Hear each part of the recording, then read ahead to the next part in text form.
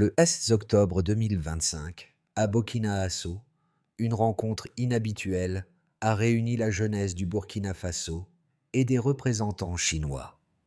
Au milieu des discussions, un nom revenait sans cesse. Ibrahim Traoré, symbole d'un tournant politique majeur. Si la démocratie n'a pas produit les résultats attendus, la nouvelle voie qu'il propose peut-elle transformer le destin du pays? Depuis ce jour, tous les regards se tournent vers Ouagadougou. Cette rencontre n'était pas un simple échange culturel entre jeunes burkinabés et délégués chinois. C'était le premier acte d'un projet plus vaste, redéfinir tout un modèle de gouvernance nationale. Depuis la déclaration d'Ibrahim Traoré, la grande question est de savoir si un système africain hybride, fondé sur la discipline militaire, mais enraciné dans les valeurs culturelles locales, peut remplacer la démocratie classique.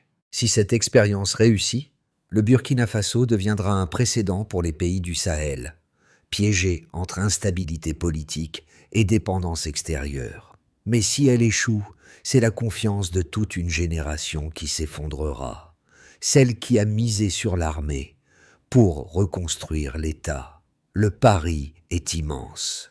Refonder un pays sur la compétence et le résultat, plutôt que sur la popularité et le discours. Chaque décision désormais engage non seulement le gouvernement, mais aussi le lien fragile entre les dirigeants et leur peuple. Lors de cette réunion à Burkina Faso, un fait marquant a émergé. Elle servait de banc d'essai à un nouveau modèle de gouvernance. Selon plusieurs participants, les intervenants chinois ont détaillé le parcours de leur pays. 40 années de réformes graduelles ayant permis de sortir plus de 800 millions de personnes de la pauvreté. Ces chiffres ont sidéré l'auditoire burkinabé. Pour Ibrahim Traoré, cette leçon fut décisive. Il comprit que le vrai problème de son pays ne résidait pas dans les slogans, mais dans la discontinuité politique. Sous la démocratie multipartite, chaque élection efface la précédente. Chaque gouvernement détruit l'œuvre du précédent. En Chine, au contraire, la stabilité vient d'une sélection par le mérite. Les dirigeants sont choisis pour leurs résultats, non pour leur popularité.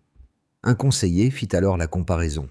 La Chine affiche une croissance moyenne de 9% par an pendant 30 ans, tandis que le Burkina Faso stagne autour de 5%. L'écart n'est pas seulement économique, c'est une différence de philosophie politique. Traoré ne rejette pas la démocratie, il veut la remodeler. Son ambition est d'élaborer un système africain mixte, un cadre où la voix du peuple demeure entendue, mais où les décisions stratégiques reviennent à ceux qui ont prouvé leurs compétences. Cette idée provoque de vifs débats, partagés entre enthousiasme et crainte d'un autoritarisme déguisé. Pour ses partisans, c'est une renaissance. Pour ses détracteurs, une dérive. Mais pour tous, une certitude s'impose. Depuis Burkina Faso, le Burkina Faso a commencé à écrire sa propre grammaire du pouvoir. Au milieu des débats, la figure d'Ibrahim Traoré s'est imposée comme le repère d'une génération en quête de sens. Il ne se présente pas comme un chef d'État classique, mais comme un soldat au service d'une idée. Refonder la nation sur la discipline et la justice. Une vidéo devenue virale après la réunion de Burkina Faso le montre assis parmi les jeunes, sans protocole ni escorte. Pas de discours écrit, seulement une phrase simple. Oh, si nous voulons un autre avenir, cessons de répéter le passé. Ce ton direct, presque intime, a surpris. Dans les universités, on a repris sa formule comme un mot d'ordre. Changer les méthodes, pas les rêves. Des associations étudiantes, des entrepreneurs, des syndicats se sont emparés du débat sur la gouvernance par résultat. La rhétorique du désenchantement a laissé place à celle de la participation. Là où les jeunes dénonçaient l'immobilisme, ils proposent désormais des solutions locales. Le changement est encore fragile, mais perceptible. Dans les rues de Ouagadougou, les affiches politiques cèdent peu à peu la place à des campagnes citoyennes sur la production locale et la transparence. C'est peut-être peu, mais c'est un signe. Pour la première fois depuis longtemps, les Burkinabés parlent d'avenir à la première personne du pluriel. Nous. Le 16 octobre 2025, le soleil tombait sur Burkina Faso. Sur la grande place, des centaines de jeunes entouraient une longue table couverte d'un tissu blanc. D'un côté, les représentants des organisations de jeunesse du Burkina Faso. De l'autre, une délégation d'experts chinois. Pas de drapeau, pas de slogan, seulement des carnets ouverts et des visages concentrés. Ibrahim Traoré prit la parole en premier. Sa voix portait sans effort. « Nous avons essayé la démocratie. Où sont les résultats ?» Silence. Un silence lourd, presque respectueux.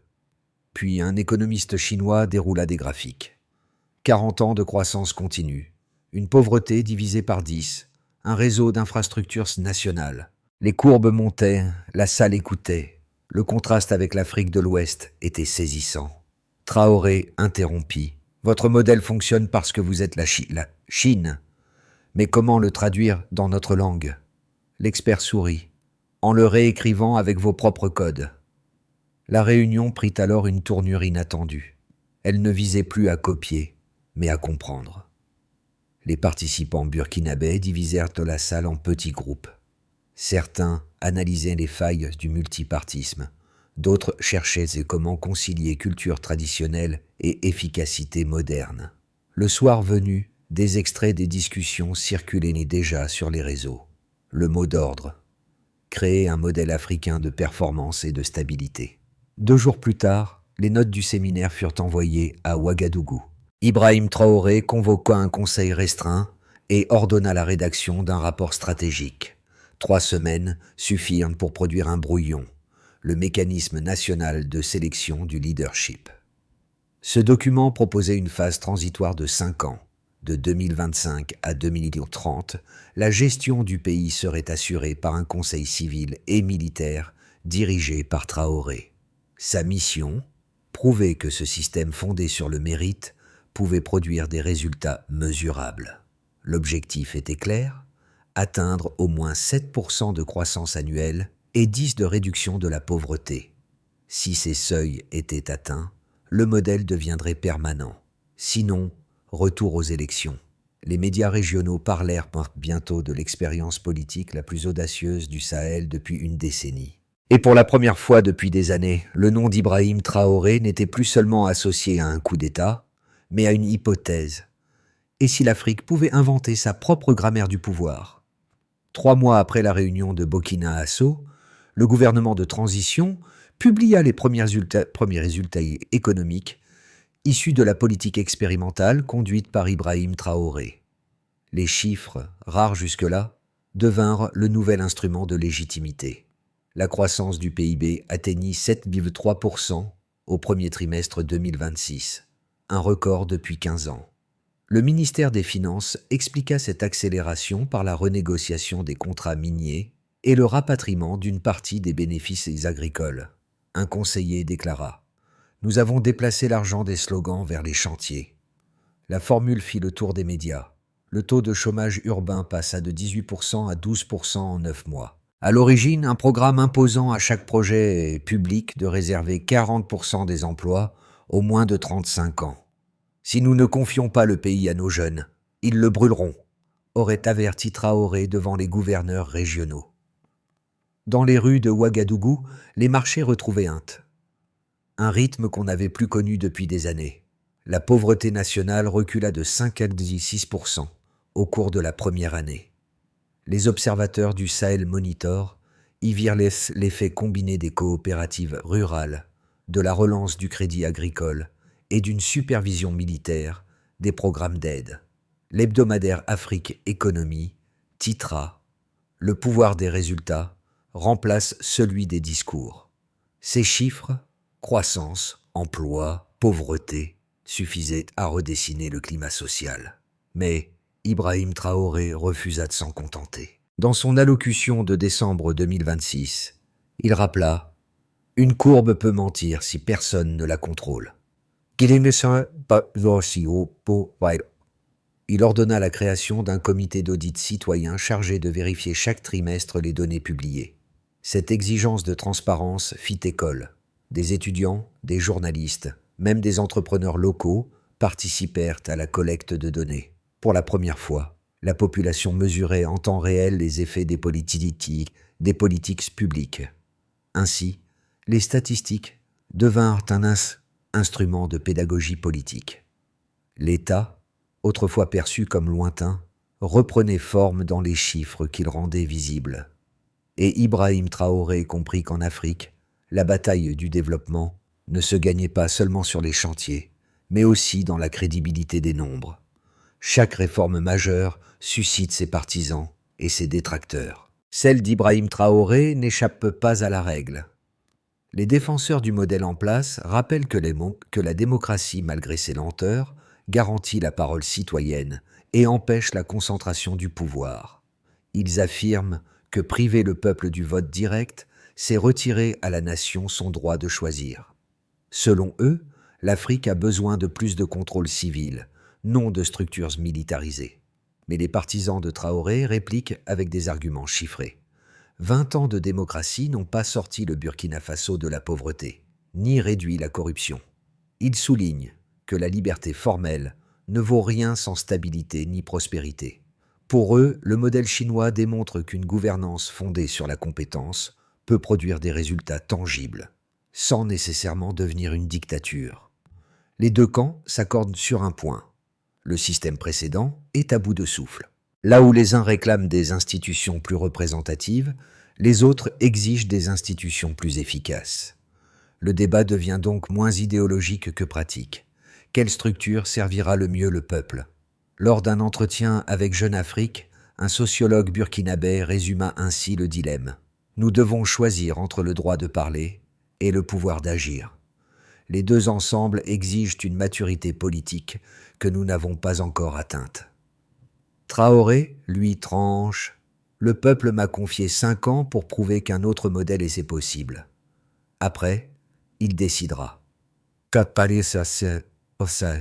Entre autorité et responsabilité, entre légitimité électorale et efficacité mesurable, le Burkina Faso s'avance sur une ligne de crête.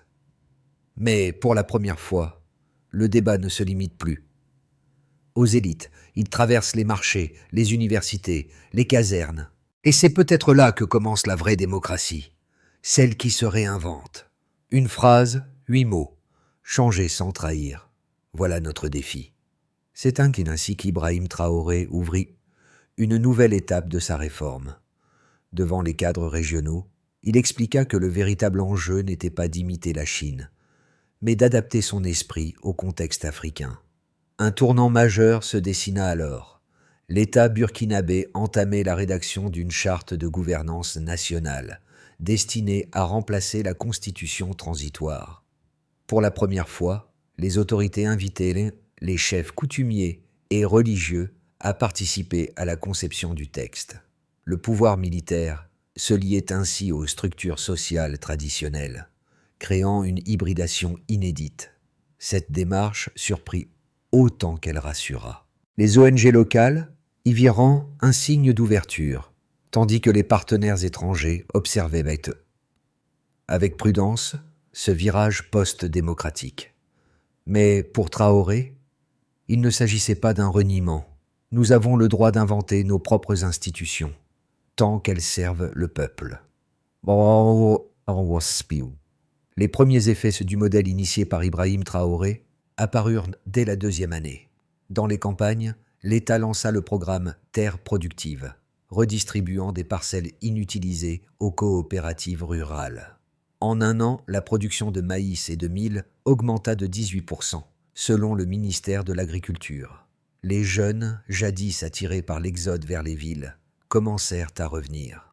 On gagne enfin notre vie ici, confia un cultivateur de Kaya. Dans le secteur privé, les entreprises locales bénéficièrent de contrats publics favorisant la fabrication nationale. Une clause imposait 60% de matériaux burkinabés dans les chantiers d'État. Le patronat salua cette mesure qui, selon la Chambre de commerce, créa 12 000 emplois directs. Pour la première fois, La croissance se traduisait en opportunités concrètes. Dans l'administration publique, un audit massif révéla des doublons et des postes fictifs. Ibrahim Traoré ordonna la suppression de 4000 fonctions fantômes, réaffectant le budget à la santé et à l'éducation. Les salaires furent versés à temps. Et la confiance dans l'appareil d'État connut une remontée inédite depuis 10 ans. Dans les zones frontalières, longtemps négligées, des brigades mixtes civilo-militaires furent créées pour sécuriser les échanges avec le Niger et le Mali. En parallèle, des marchés transfrontaliers furent ouverts, générant un commerce de proximité évalué à 8 milliards de francs CFA la première année. Ces résultats concrets consolidèrent la légitimité du nouveau système. Les critiques occidentales dénonçant une dérive autoritaire perdirent de leur écho face à la réalité des chiffres. Dans les rues, les débats se faisaient plus nuancés. Peu importe le nom du régime, tant que les routes existent et que le riz baisse, résumait un chauffeur à Ouagadougou. Cependant, Traoré savait que chaque succès portait sa part de risque. Il avertit son équipe. Le jour où nos indicateurs remplaceront nos convictions, nous aurons échoué. Ainsi, le pouvoir cherchait encore son équilibre entre efficacité et éthique, entre résultats et mémoire démocratique. Les observateurs du Sahel envisagent désormais 3 trajectoires possibles pour l'avenir du Burkina Faso. Une première voie imagine une stabilité maintenue avec une croissance autour de 7% et des réformes poursuivies à rythme mesuré. Le Conseil civil militaire préparerait alors une transition politique encadrée, où Ibrahim Traoré céderait partiellement le pouvoir à un gouvernement mixte, tout en gardant un rôle stratégique dans la sécurité nationale. Une autre perspective, plus optimiste, voit le modèle burkinabé inspiré d'autres pays du Sahel. Une coopération régionale se forme autour du principe « résultat avant élection ». Dans cette hypothèse, le pays obtient un allègement de dette, attire des capitaux africains et devient le laboratoire d'un nouveau panafricanisme politique. Les universités locales créent alors des départements de gouvernance pragmatique africaine, une première sur le continent. Une dernière hypothèse, plus sombre, envisage des tensions internes qui s'exacerbent, une jeunesse divisée entre partisans et opposants du régime, et des partenaires extérieurs qui suspendent leur aide. Une baisse des prix des matières premières ou un choc sécuritaire pourrait fragiliser l'équilibre économique. Dans ce cas, les promesses de réforme s'effondreraient sous le poids des réalités, et l'expérience Traoré deviendrait un avertissement pour la région. Entre ces 3 chemins, le choix n'appartient pas uniquement au chef de l'État. Il dépendra du degré de discipline collective, de la capacité à préserver le dialogue social et de la lucidité des élites.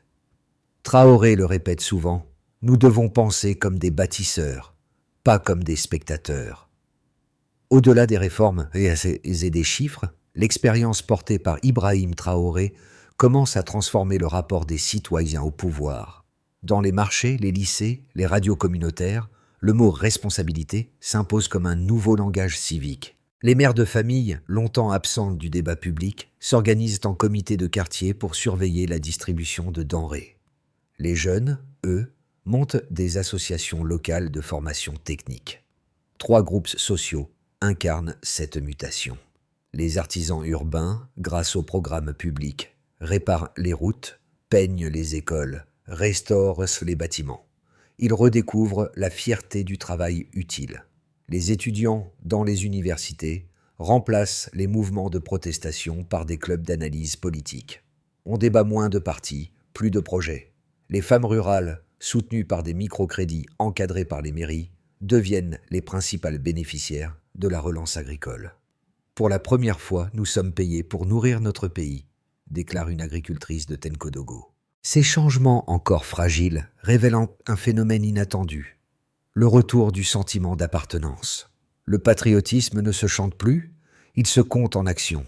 Comme le répète souvent Traoré, gouverner, c'est faire participer.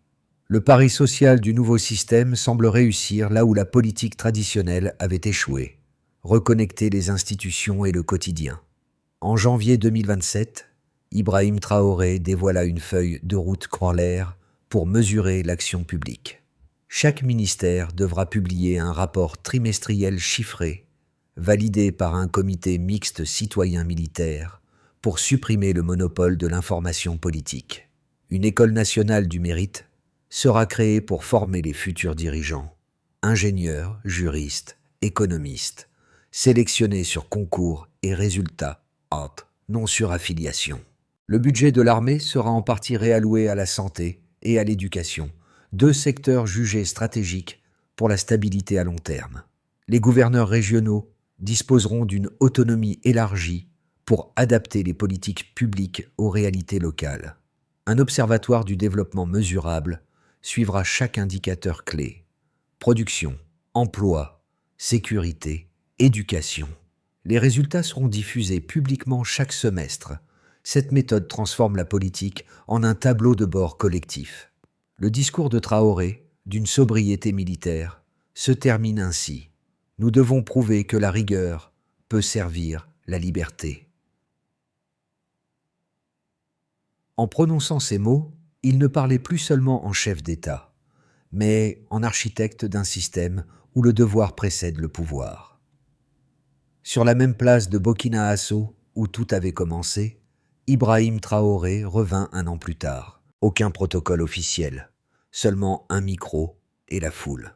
Derrière lui, la table blanche du premier dialogue avait été replacée, symbole du point de départ.